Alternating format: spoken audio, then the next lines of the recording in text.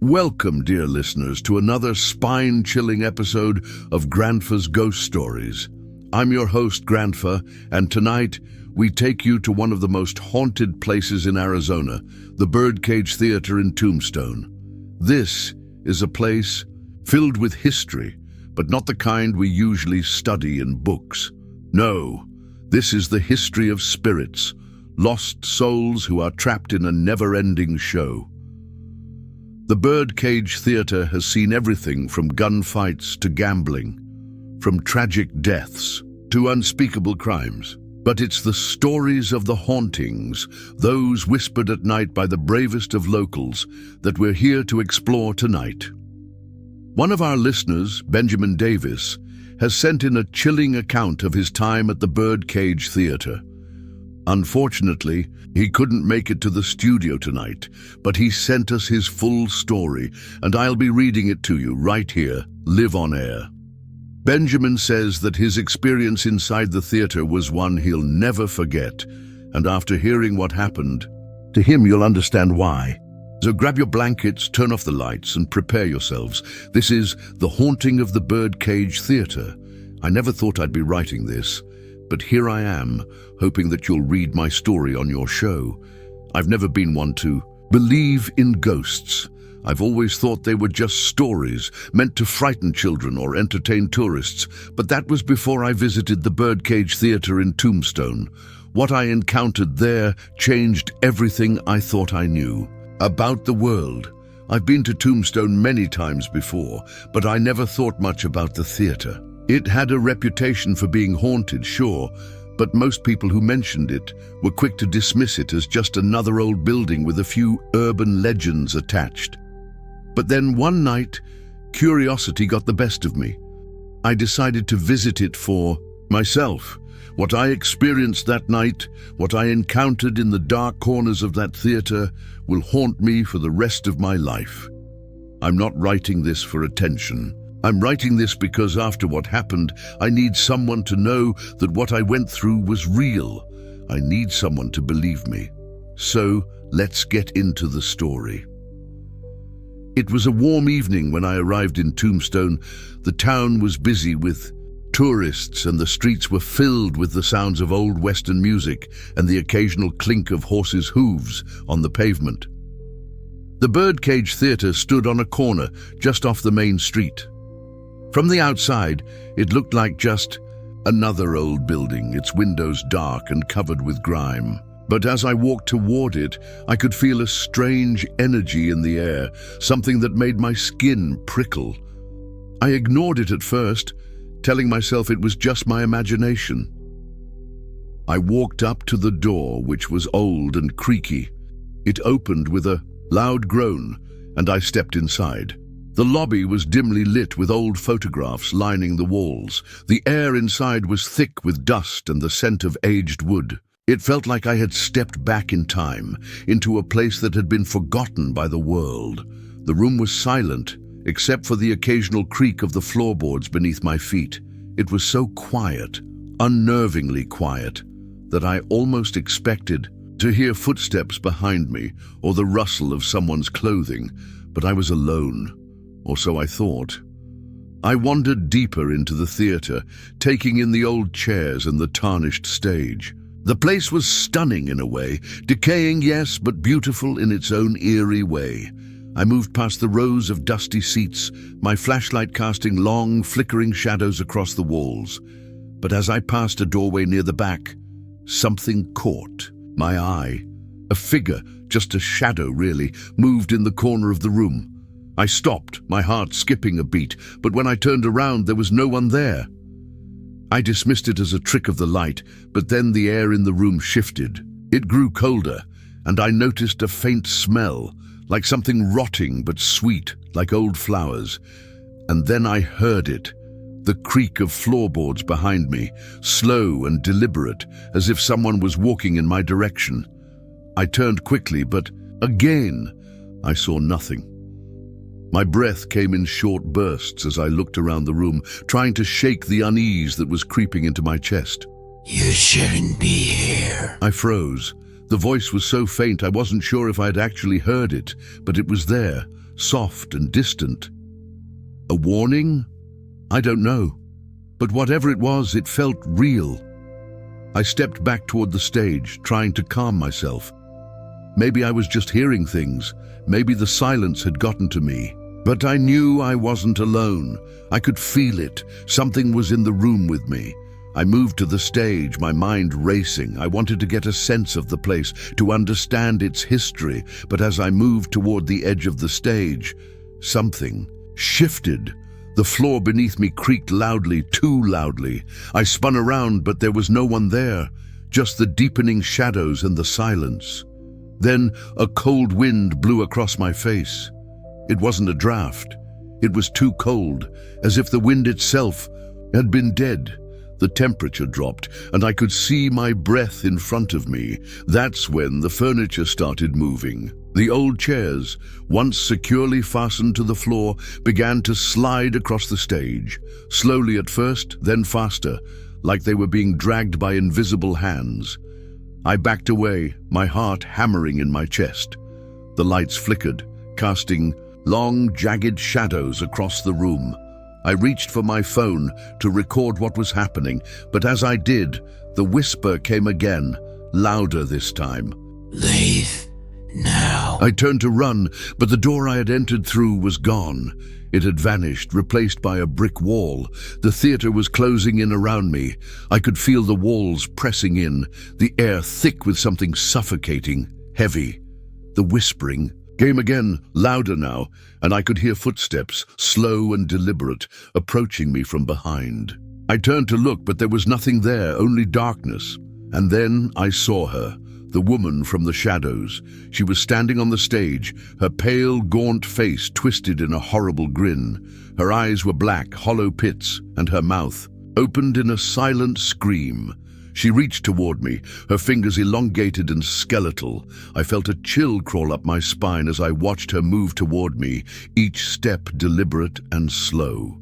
You are mine now. I ran. I didn't know how, but I pushed past the invisible walls closing in on me. I bolted for the backstage area, not caring about the path I took, just needing to escape. But the woman was faster. She was right behind me, her cold breath on my neck, her fingers brushing against my skin. I could feel her ice-cold touch and my body screamed in terror. I was trapped. There was nowhere to run. The walls were closing in. In that moment, I knew I was going to die. But then the lights flickered one last time, and the woman's face contorted into something worse, something demonic. She lunged at me, and that's when I finally broke free. I ran to a door at the back of the theater, and when I opened it, I was outside, safely in the daylight. The air was warmer, but I could still feel her presence. I heard her voice in my head, still whispering to me. Benjamin Davis's story is a chilling reminder of the power that the spirits of the past can have over the living. The Birdcage Theater may seem like a place full of history, but the spirits that still linger in its decaying walls are not just echoes of the past. They are alive, and they are waiting for someone like Benjamin to enter their world. But sometimes, escaping is not enough. Some places never let go of their visitors. Thank you for sharing that story with us, Benjamin, and thank you to our listeners for tuning in tonight.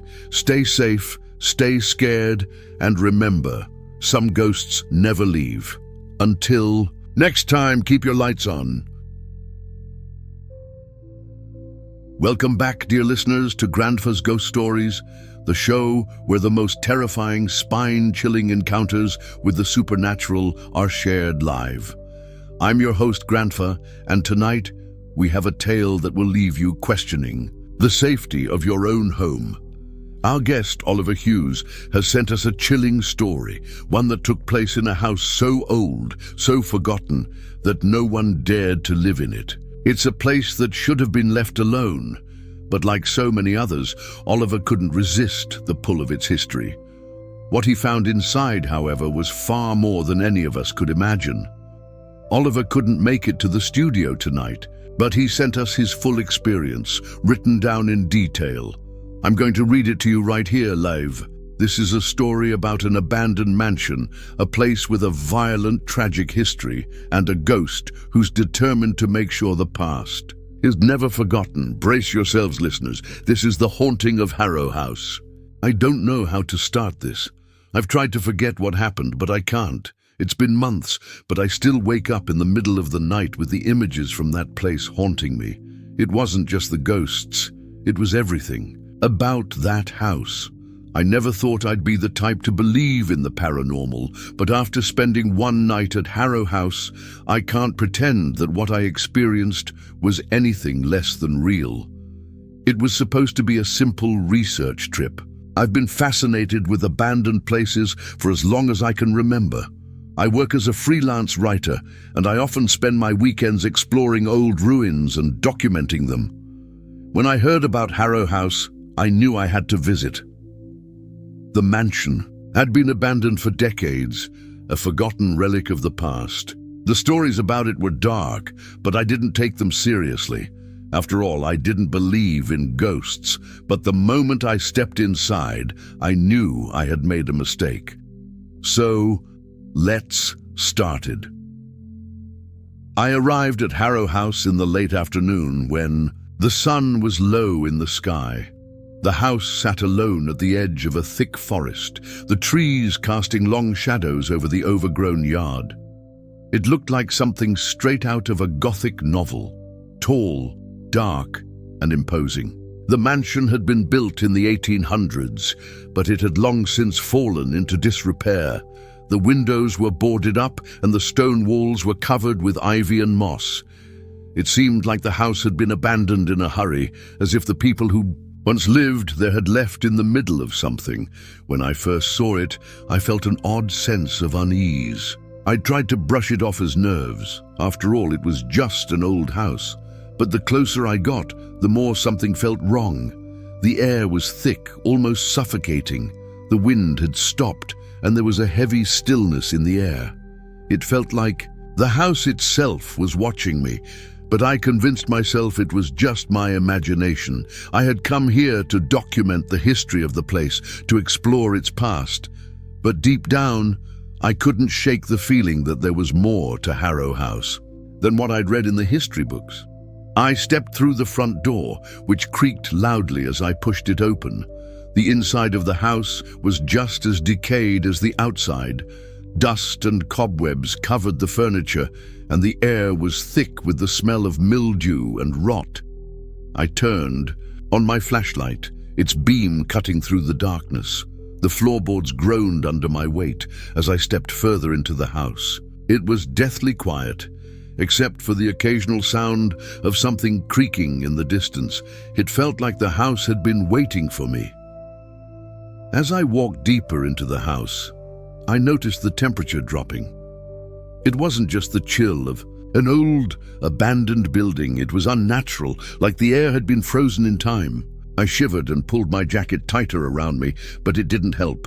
The cold seeped into my bones, and I could feel the hairs on the back of my neck standing up. That's when I heard it, a low, distant creaking sound. I froze, listening. It sounded like the house was moving, like it was breathing. I shone my flashlight around the room, but I couldn't see anything that could explain the sound. I continued through the house, my heart pounding in my chest.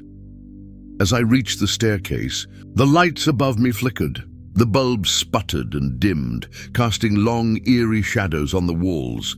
I was starting to feel uneasy, but I dismissed it as electrical issues.